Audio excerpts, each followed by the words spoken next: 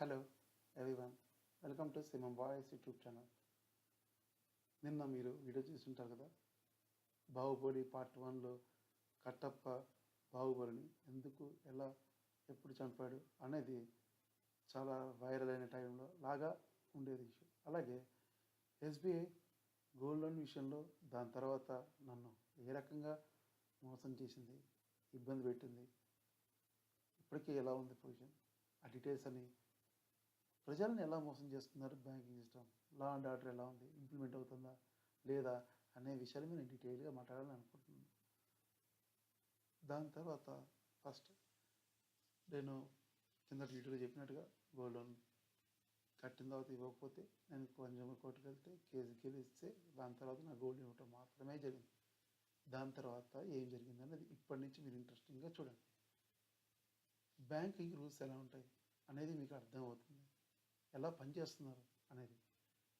అయితే 29 ఏప్రిల్ 2010లో నేను gold loan కట్టేసిన తర్వాత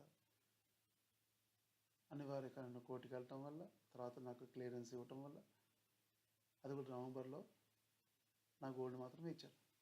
దాంతోపాటు నాకు నష్టపరిహారం 35,000 37,000 చెప్పారు, కోర్టు ఆర్డర్ ఇచ్చింది. అది ఇప్పటిదాకా ఏం 5 పైసలు వచ్చింది లేదు. First point. దాని తర్వాత ఏం చేసిందో మొత్తం చెప్తాను మీకు. ఏం జరిగిందంటే, నేను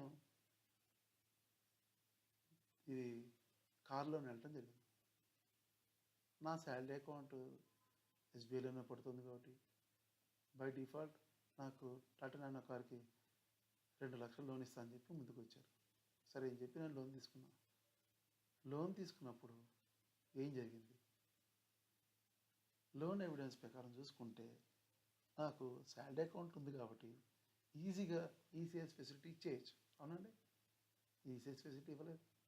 ఇవ్వకపోక అకౌంట్ ఇమ్మన్నారు, అకౌంట్ నెంబర్ ఇచ్చి చెప్పారు. ఆ అకౌంట్ నెంబర్ లక్ ఏంటో, ఆ అకౌంట్ నెంబర్ జెన్యునే. అంతవరకు అయితే దేవుడి బతికిపోయారు. అది ఫేక్ అయితే ఇంకా తెచ్చుకున్నాను. అయితే ఇచ్చారు, కానీ దానికి ఈసీఎస్ ఫెసిలిటీ ఇవ్వలేదు. సో మాన్యువల్గా ఎప్పుడప్పుడు నేను ఆన్లైన్లో మాత్రమే పే చేసేవాను రెగ్యులర్గా. అయితే అన్ఫార్చునేట్లీ నాకు హార్ట్ ప్రాబ్లం వచ్చి యాంజియోగ్రామ్ జరిగింది జూలై 2012. ఆ టైంలో నేను కొంత డిఫాల్ట్ అవ్వడం జరిగింది.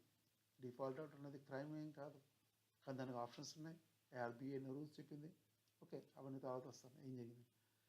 అయితే ఇక్కడ క్వైట్ ఇంట్రెస్టింగ్ పాయింట్స్ అంటే, నేను ఇంతే ఎన్సీసీ పవర్ కంపెనీ ఉన్నప్పుడు ఆ పిఎఫ్ ట్రాన్స్ఫర్ కాని కండిషన్స్లో అనివార్య పరిస్థితుల్లో నేను విత్డ్రా చేసుకోవడం జరిగింది. ఎగ్జాక్ట్గా రెండు ఒకటే అమౌంట్ అయ్యాయి. అంటే ఇక్కడ నేను కట్టాల్సింది 36,000, నాకు వచ్చింది అక్కడ 36,000. చక్కగా డ్రా చేసి ఇక్కడ కట్టేస్తే వాళ్ళతో మాట్లాడిన తర్వాత అయిపోయిందండి, మీరు అంతా లోన్ నార్మల్ అయిపోయింది అని నా ఆఫీస్ పక్కనే ఉన్న మాదాపూర్ బ్రాంచ్ వాళ్ళు నాకు చెప్పడం జరిగింది. వెళ్ళి కనుక్కున్నాను పర్సనల్గా. కనుక్కున్న తర్వాత నెక్స్ట్ మళ్ళీ కట్టుకుంటూ ఉన్నా. ఈ మధ్యలో ఏం జరిగిందంటే, మళ్ళీ 2-3 నెలల తర్వాత మీరు 17,000 డ్యూ ఉంది ఏంటంటే, 17,000 డ్యూ ఎలా ఉంది ఏంటంటే, హిడెన్ ఛార్జెస్ ఉంటాయండి అన్నారు. హిడెన్ ఛార్జెస్ ఏంటి నాకు అర్థం కావట్లేదు. మీరు కస్టమర్ కేర్ కంప్లైంట్ ఇస్తున్నాను, నాకు ఈసీఎస్ ఫెసిలిటీ ఇవ్వండి, ఆటోమేటిక్గా డిడక్ట్ అయిపోతుంది, నేను డిఫాల్ట్ అయ్యే అవకాశం కూడా లేదని చెప్తే 2 సార్లు కంప్లైంట్ ఇచ్చాను, ఎవరు పట్టించుకోలేదు. నాకు అప్పుడు జరిగింది ఇష్యూ చెప్తున్నాను.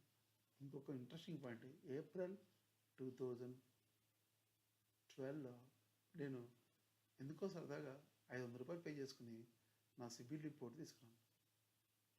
ఇక్కడ అసలు బండారం బయటపడింది. బ్యాంకర్ ఒక మంచి యూజర్ని ఎలా మోసం చేస్తాడు, ఎలా ట్రాప్ చేస్తాడు అనేది క్లియర్ కట్ తెలిసింది. ఇప్పుడు ఏంటంటే, నేను 29 ఏప్రిల్ 2010లో గోల్డ్ లోన్ అమౌంట్ కింద 1,25,000 కడితే వాళ్ళకి సిబిల్ రిపోర్ట్ ఎప్పటికల్లా అప్డేట్ అవ్వచ్చండి. ఓకే, నాకు నోటీస్ సర్టిఫికేట్ క్లియరెన్స్ ఇవ్వాలి కదా, అది కూడా ఇవ్వలేదు. కోర్ట్ ఆర్డర్స్ అయిపోయి, గోల్డ్ ఇచ్చేసారు, అన్నీ అయిపోయి. నాకు తెలియదు, నేను లేమ్యాన్, నేను కనీసం గ్రాడ్యుయేట్ కూడా కాదు, under graduate, just diploma holder, diploma in electronics. నేను నెట్వర్క్ ఇంజనీర్గా పనిచేస్తున్నాను. ఈ టైంలో నాకు డౌట్ వచ్చి నేను వీళ్ళకి కరస్పాండెన్స్గా లెటర్ పెట్టాను, మెయిల్ పెట్టాను. మీ బ్రాంచ్ వాళ్ళు మన జూబ్లీస్ బంజారీస్ రోడ్ నెంబర్ 12 వాళ్ళు రెస్పాన్స్ ఇవ్వలేదు. పర్సనల్గా వెళ్ళాను, లెటర్ ఇచ్చాను, ఏమీ ఇవ్వలేదు. చివరికి అక్టోబర్ 2012లో ఎక్కడైతే నా శాలరీ పడుతుందో ద్వారకాపురి బ్రాంచ్లో నేను వాళ్ళకి వెళ్ళి పర్సనల్గా అడిగితే వాళ్ళకి లెటర్ ఇస్తే వాళ్ళు నాకు చివరికి నోటీస్ సర్టిఫికేట్ ఇవ్వడం తీస్తే అప్పుడు నేను సిబిల్ రిపోర్ట్కి అప్డేట్ చేసుకున్నాను. ఇప్పుడు ఇప్పుడు ఇంట్రెస్టింగ్ పాయింట్, నాకు గోల్డ్ లోన్ అయిపోయిన తర్వాత కార్ లోన్ ఇస్తున్నప్పుడు వాళ్ళు సిబిల్ రిపోర్ట్ చేస్తారు కదండి. ఇచ్చినప్పుడు నా గోల్డ్ లోన్ క్లియర్ అయిపోయింది అని లీగల్గా కేసు కూడా గెలిచున్నాను. అటువంటి వాళ్ళు అది చూడకుండా నా కార్ లోన్ ఇచ్చారా? ఫస్ట్ ఫండ్ అనమాట. ప్లస్ వాళ్ళే ఉంటారంటే ఈసీఎస్ అనేది మ్యాండేటరీ కాదండి, మీరు ఎలా పే చేసుకోవచ్చు, ఏ విధంగా పే చేసుకోవచ్చు, పే చేయకపోవడం అనేది మీ తప్పు అనే టైప్లో వచ్చారు. సో ఆ లోన్ అప్లికేషన్ నాకు అప్పుడు తెలీదు. మొన్న వీళ్ళు కన్జ్యూమర్ ఫోరం నేను కేసు వేస్తే వాళ్ళు సిటీ సివిల్ కోర్టులో కేసు వేస్తే వాళ్ళు అప్లికేషన్ ఫామ్ ఎవిడెన్స్గా పెట్టుకున్నారు. దాంట్లో నాకు పాయింట్స్ దొరికాయి. ఏంటంటే నా దగ్గర అది ఈసీఎస్ ఫెసిలిటీ ఇలాంటి ఫీచర్స్ ఇవ్వడానికి నా దగ్గర పర్సంటేజ్ కింద అమౌంట్ తీసుకున్నారు. తీసుకున్న తర్వాత నాకు ఇవ్వాల్సిన కంపల్షన్ ఉందా లేదా? First point. ఓకే, దాని తర్వాత ఏం జరిగింది ఇప్పుడు జాగ్రత్తగా వినండి. ఒక్కొక్క పాయింట్ ఎవిడెన్స్ నెంబర్తో చెప్పాలనుకుంటున్నాను, తర్వాత చెప్తాను. సో ఇప్పుడు నేను నాకు ఈసీఎస్ ఫెసిలిటీ ఇవ్వలేదు, కానీ ఇప్పటికీ ఇవ్వలేదు, ఎప్పటికీ ఇవ్వలేదు. ఏం చేశారంటే వాళ్ళు వన్ ఫైన్ డే నాకంతా ఈమెయిల్ కన్వర్సేషన్ ఉందండి, everything is evidence is there. ఏం చేశారంటే నా అకౌంట్కి, శాలరీ అకౌంట్కి దాన్ని జస్ట్ ఇంకో అకౌంట్ కింద యాడ్ చేశారు. ఈసీఎస్ ఇస్తున్నట్టుగా నాకు ఎక్కడ ఎవిడెంట్ లేదు. అప్పుడు కూడా నేను మాన్యువల్గా కట్టుకోవాల్సిందే. ఓకే, ఇది 2013 సెప్టెంబర్లో ఇవ్వడం జరిగిందండి. తర్వాత వాళ్ళు ఇమ్మీడియట్గా నాకు లెటర్ పంపించారు. ఏమని పంపించారు?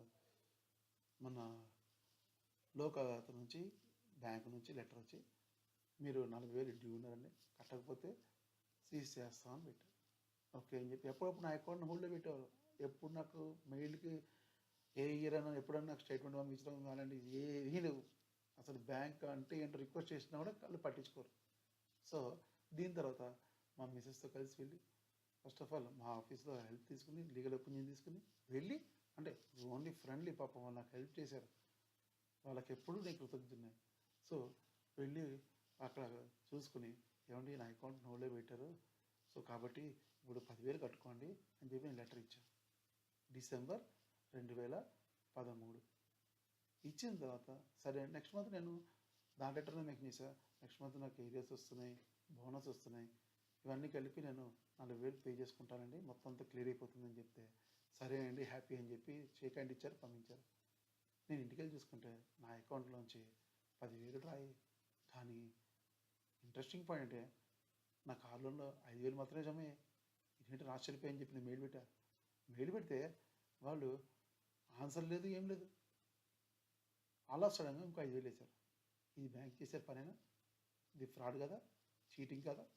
సో అప్పటికి సరేలే 10,000 వచ్చాయి కదా, ఎందుకు వాళ్ళతో చెప్పి నేను సైలెంట్గా ఉన్నాను.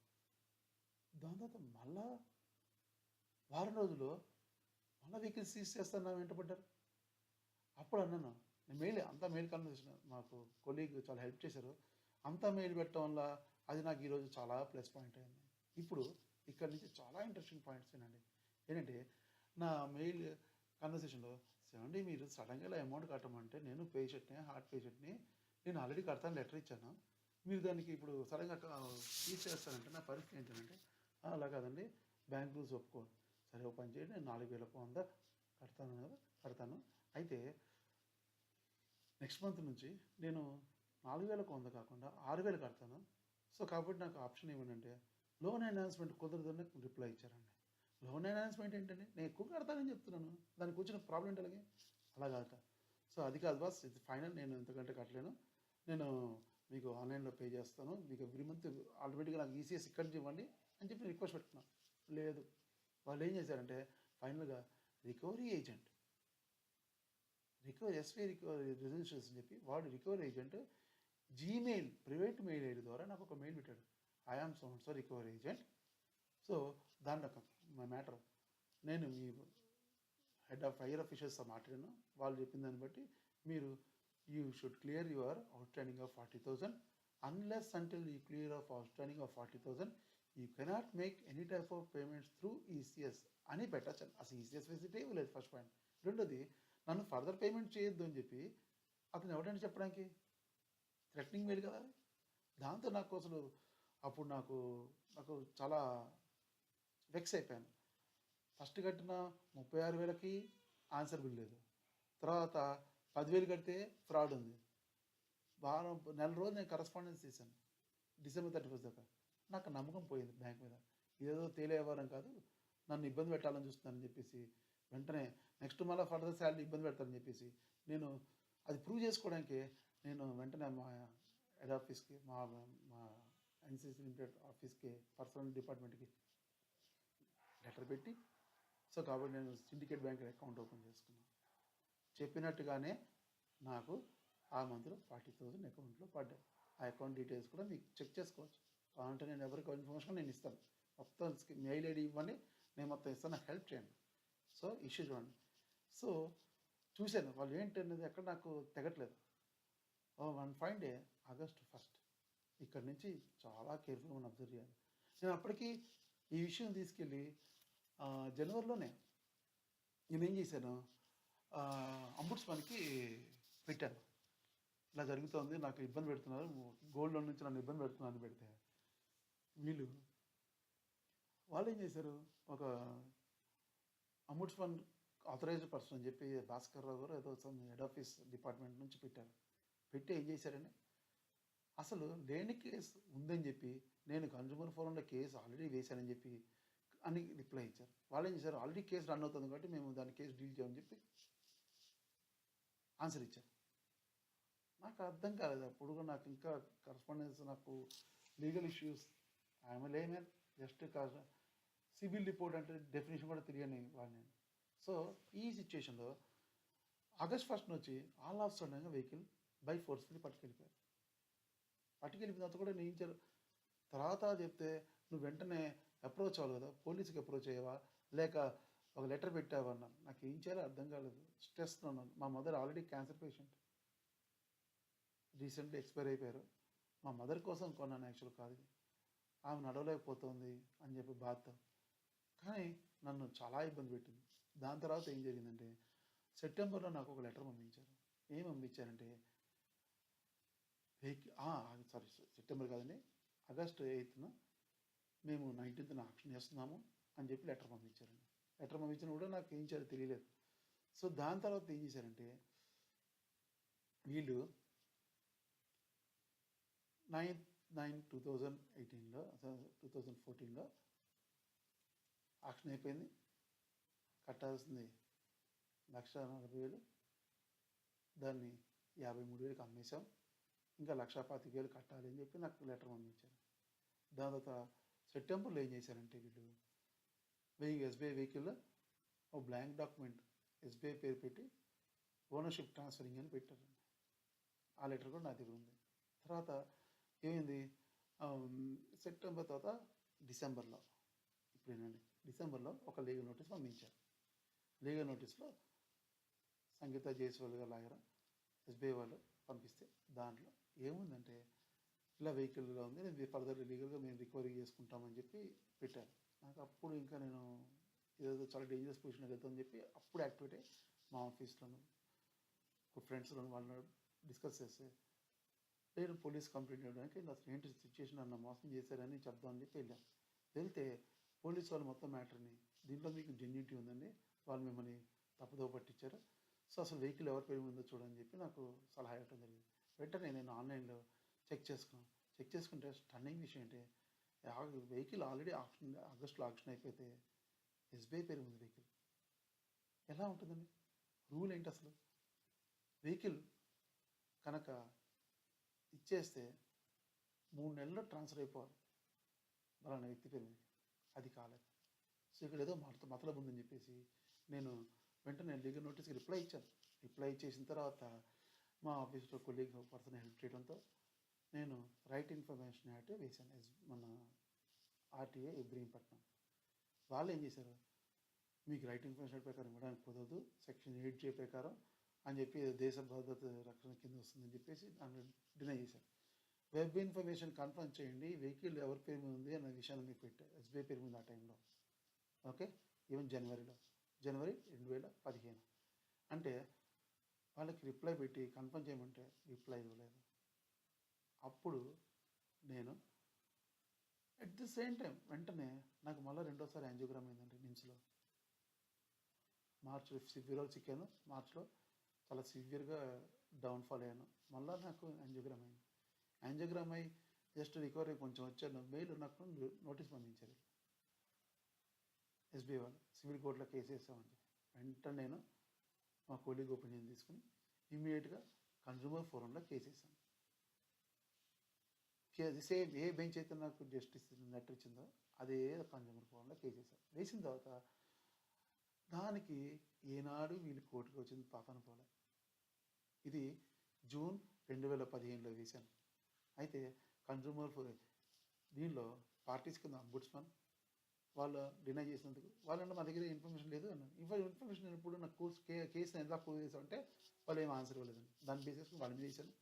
అది వీళ్ళు ఆర్టీఐ రైట్ ఇన్ఫర్మేషన్ నాకు ఇవ్వకపోవడంతో నేను జనవరిలోనే వేయాలనుకున్న కేసు డిలే అయింది అనవసరంగా. నన్ను ట్రాక్ చేసి వాళ్ళు కేసు వేశారు. ఇది వాళ్ళతో కొలైడ్ చేసిన చీటింగ్ మ్యాటర్. దాని తర్వాత రైట్ ఇన్ఫర్మేషన్ అంటే కంటిన్యూగా వేశాను.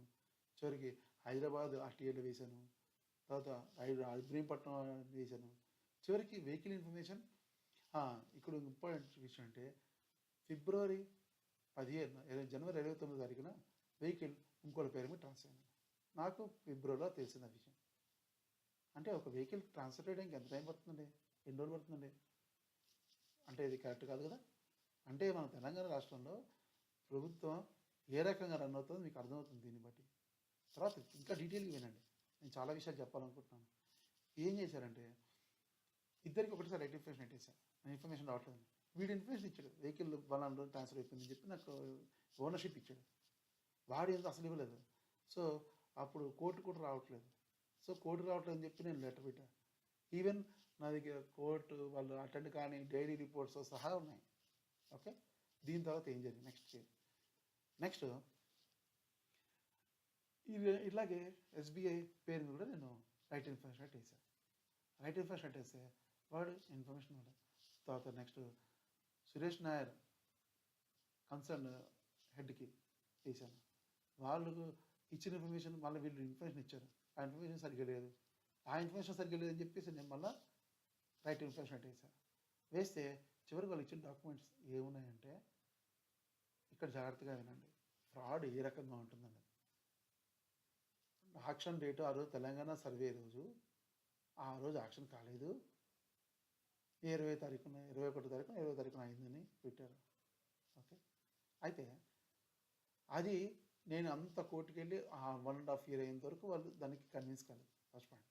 రెండో పాయింట్ ఏం చేశారంటే వెహికల్ అన్నీ ఆక్షన్స్ పెట్టారట. 20 వెహికల్ ఎన్నో తీసుకున్నారు, ఆక్షన్స్ పెట్టారట. ఆక్షన్ పెట్టినప్పుడు వీళ్ళు చేసిన పని అంటే బిడ్ అమౌంట్ చూపిస్తున్నాను, 4,100 బిడ్ అమౌంట్ కట్టాలట, 4,000 చిల్లర ఫిగర్. వాడు ఏమంటాడంటే బలానా పర్సన్ ఫస్ట్ డౌన్ పేమెంట్ చేసాడు క్యాష్ కొంత, ఫస్ట్ బిడ్ అమౌంట్ కట్టినట్టు ఏం చూపించలేదు, ఆక్షన్ అయిపోయిన తర్వాత బిడ్ అమౌంట్ కట్టాడని చెప్పి చూపిస్తున్నాడు, తర్వాత రిమైనింగ్ అమౌంట్ పే చేశాడు. ఏంటండి అది? బిడ్ అమౌంట్ కట్టకుండా వాడు సక్సెస్ఫుల్ బిడ్డర్ ఎలా అవుతాడండి?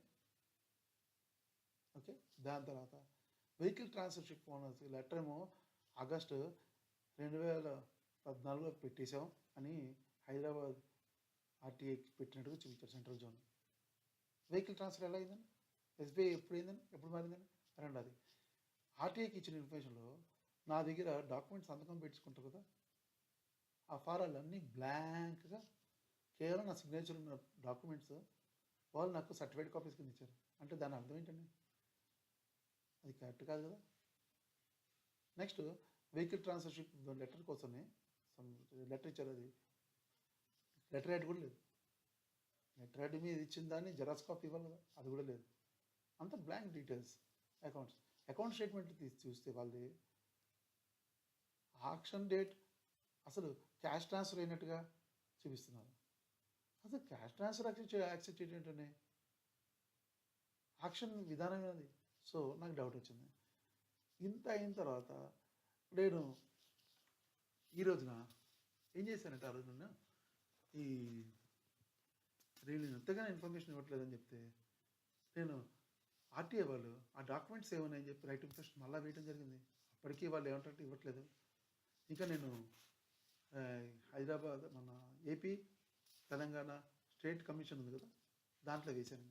వేస్తే చివరికి ఏమంటే వాళ్ళు చివరికి తర్వాత తెలియదంటే 2015 మార్చ్ లోపల ఉన్న అబోవ్ ఉన్న డాక్యుమెంట్స్ అన్నీ ఇన్స్ట్రక్షన్స్ ప్రకారం డిస్ట్రాయ్ చేసేసామని చెప్పారండి.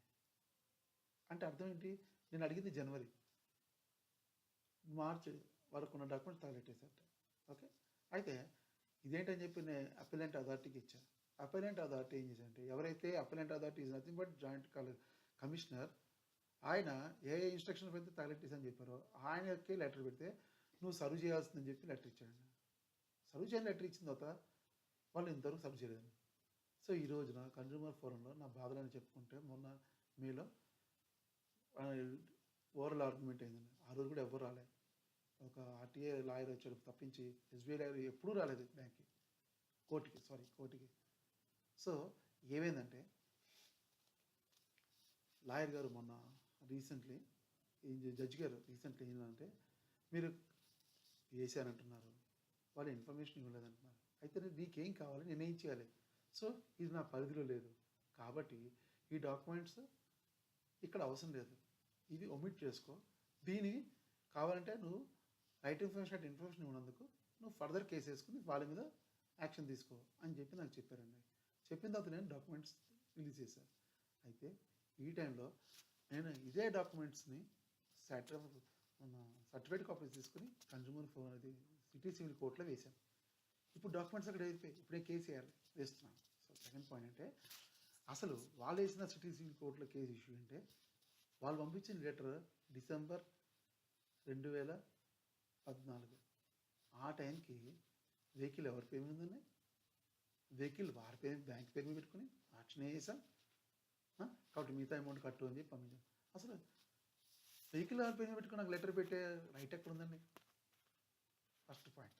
రెండోది, ఇది చేసిన పని అంటే, నాకు అసలు మొత్తం అన్ని నెట్లో తీసుకున్న ఇన్ఫర్మేషన్స్ అన్నీ ఏంటంటే, క్రిమినల్ యాక్ట్ ప్రకారం ఒక వెహికల్ కనుక తీసుకెళ్ళి ఆక్షన్ వేయాలంటే 90 days ముందు ప్రయర్ నోటీస్ ఇవ్వాలి ఉందండి. ఇప్పుడు వాళ్ళ ఆర్గ్యుమెంట్ ఏంటి తెలుసా? 11/11/2013లో పంపించిన లెటర్ బేస్ చేసుకుని మేము ఆక్షన్ చేసాము, రికవరీ చేసుకున్నాం అంటున్నారు. అది ఏంటంటే, దాని తర్వాత నన్ను పిలిపించుకున్నారు, 10,000 కట్టాను, దాంట్లో ఫ్రాడ్ ఉంది. దాని తర్వాత నేను కన్విన్స్ అయిపోయాను, ఓకే పర్లేదు అనుకున్నాను. దాని తర్వాత 1 month కన్వర్సేషన్ ఉంది. ఆ కన్వర్సేషన్లో నేను కడతానన్నా సరే వాళ్ళు నాకు కోఆపరేట్ చేయలేదు. తర్వాత వాళ్ళు రికవరీ ఏజెంట్ ద్వారా మెయిల్ పెట్టించి, ఏమండి, అన్లెస్ అంటే you pay the out standing of 40,000 you cannot make any type of payment through ECS అని పెట్టచ్చా? వాళ్ళు వేసిన కేసుకి అసలు శానిటీ ఎక్కడ ఉంది?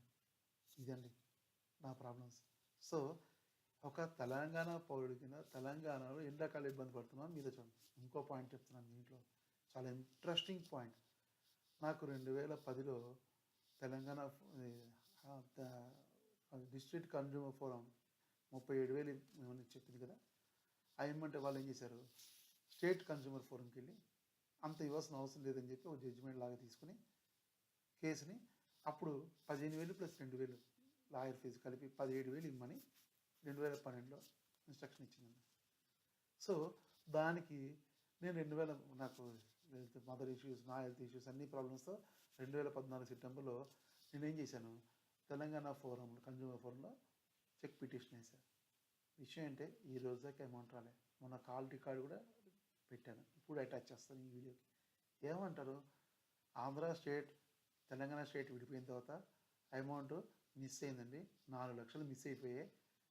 ప్రజలకి అసలు పైసలు, వాళ్ళ పైసలు కాదు, కోర్టు పైసలు కాదు, మిస్ అయిపోయాయట, లెక్కలు తేయట్లేదట, 3 నెలల్లో ఇస్తాం, నెలలో చూస్తాం, చేస్తాం, మేము అంటున్నాం బ్రదర్ అంటూ 5 సంవత్సరాల నుంచి డ్రాగ్ చేస్తున్నారండి. ఇది మన తెలంగాణ ప్రభుత్వ పనితీరు. అర్థం చేసుకోండి ఎంత వరస్ట్ పొజిషన్‌లో ఉన్నామో. సో, ఇప్పుడు ఈ వీడియో ద్వారా నేను కాల్ ఆఫ్ చేస్తుందంటే, ఆ రోజు వెహికల్స్ ఆక్షన్ అయిన వాళ్ళందరూ వెహికల్ ఆక్షన్ ఇల్లీగల్ అనేది నా ఒపీనియన్. వన్స్ కేస్ ఫైనలైజ్ అయిపోయిన తర్వాత I will call off all the people to fight against SBI. The auction was occurred on August 2014, maybe illegal.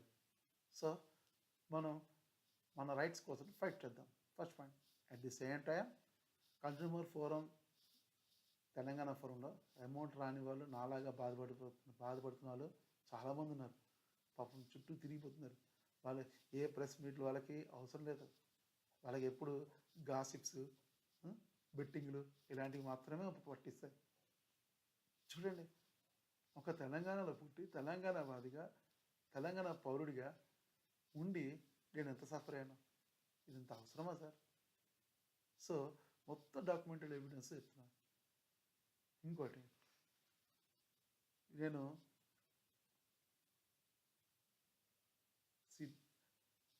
Vigilance department కూడా కంప్లైంట్ ఇచ్చాను, లాభం లేదు.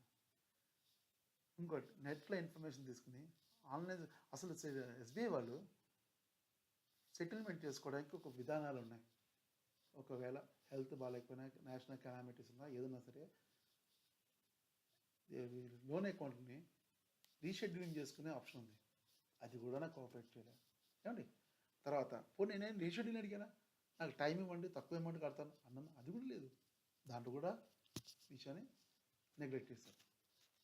సో ఒక ఏజెంట్ మిస్బిహేవ్ చేస్తే ఆన్ ఎవిడెంటెడ్గా దానికి ఎవరు రెస్పాన్సిబుల్ అని ఎస్బీఐ ఆర్బీఐ సైట్లో ఏముంది sir? Bank is liable. First point. మూడో పాయింట్ నేను చెప్పొచ్చేదంటే, ఎస్బీఐలో చాలా గొప్ప బ్యాంక్ కదా, చాలా పెద్ద బ్యాంక్. అంత గొప్ప బ్యాంకు ఒక కమిట్మెంట్ ఇచ్చారు. ఏంటంటే ఎస్బీఐ యూజర్స్ ఏ ప్రాబ్లమ్స్ ఉన్నా సరే మెయిల్ పెడితే వితిన్ 48 అవర్స్లో ఈ ప్రాబ్లమ్స్ రిజాల్వ్ చేస్తే పూచి నాదే అని ఎస్బీఐ చైర్మన్ పెట్టారు. అయితే నేను ఎస్బీఐ చైర్మన్కి ఆ కమిట్మెంట్ లెటర్, నా ప్రాబ్లం అన్నీ కలిపి సెట్ చేసి పంపించానండి. ఈ రోజు దాకా పత్తలేదు. ఇది మన దేశ దౌర్భాగ్యం. నాకు రావాల్సిన పైసలు ఎంత కాదండి, అయితే నన్ను ట్రాప్ చేశారు కదా. సో ఈ రోజున చాలా కష్టపడి ఏదో ఎప్పటికీ 2016లో నేను వెహికల్ లోన్ తీసుకున్నాను. తర్వాత హెచ్డిఎఫ్సి బ్యాంక్ నుంచి క్రెడిట్ లోన్, వెహికల్ లోన్ తీసుకున్నాను. అది హీరో ప్యాషన్. తీసుకున్న తర్వాత దాన్ని బేస్ చేసుకుని నాకు క్రెడిట్ కార్డు ఇచ్చారు. అలా బేస్ చేసుకుని హెచ్డిఎఫ్సి క్రెడిట్ కార్డు, తర్వాత టాటా క్యాపిటల్ ఫస్ట్లో టీవీ తీసుకున్నాను. 40 ఇంచెస్, అరౌండ్ 60,000 అనుకుంటా. ఓకే, అది. దాని తర్వాత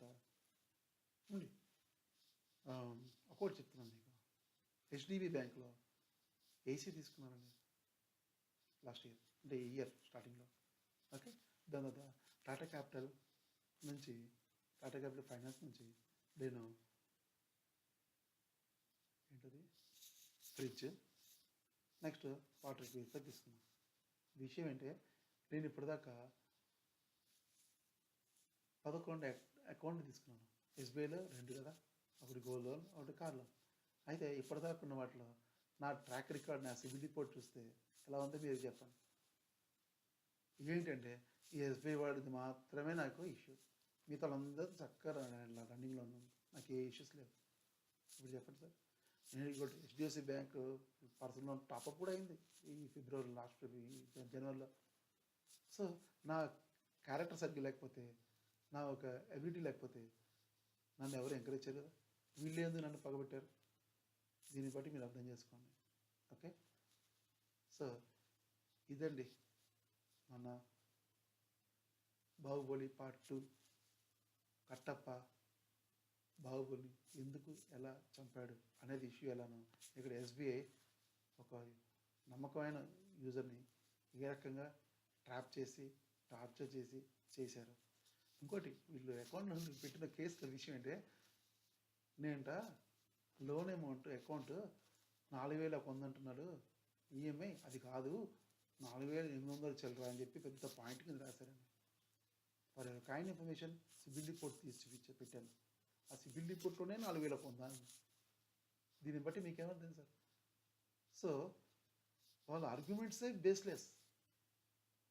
సో దీన్ని బట్టి దయచేసి బాధను అర్థం చేసుకుని నాకు సరైన సలహా ఇచ్చి ఇది పెద్దల దృష్టి తీసుకెళ్ళి నన్ను నాలాంటి వాడిని కాపాడాల్సిందిగా కోరుకుంటున్నాను. జై శ్రీరామ్, మేరా భారత్ మహాన్. Thank you.